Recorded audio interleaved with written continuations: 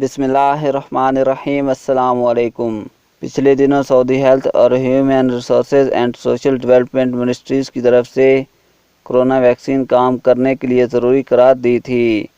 Vaccine के बगैर काम पर जाना मना किया गया है, तो अक्सर गैर मुल्की वैक्सीन की एक डोज लगवा चुके हैं और दूसरी डोज का इंतज़ार कर रहे हैं कि कब मिलेगी।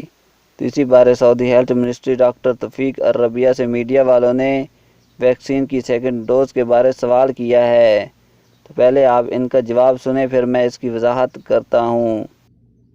متى ستستأنف الجرعة الثانية من اللقاحات لمن هم دون 60؟ الكل يتساءل عن هذا. بالتأكيد نحن حريصين على تقديم الجرعة الثانية، وهي بالتأكيد ضمن خطتنا. إذا توفرت كميات كبيرة سوف نبدأ في تقديم الجرعة الثانية وإن شاء الله.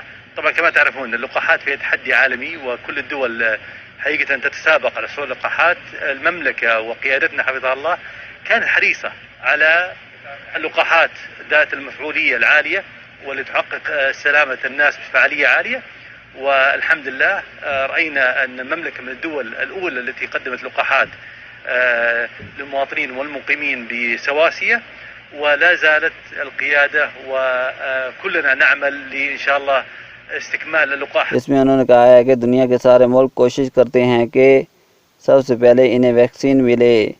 सऊदी अरब ने जल्दी से वैक्सीन मंगवाई हैं जो सऊदी शहरियों और गैर मुल्कियों को लगाई जा रही है।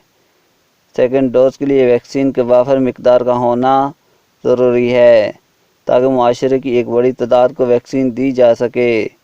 60 साल से कम उम्र अफराद को वैक्सीन की सेकंड डोज लगाने के लिए वैक्सीन वाफर मिकदार में होना ज़रूरी है।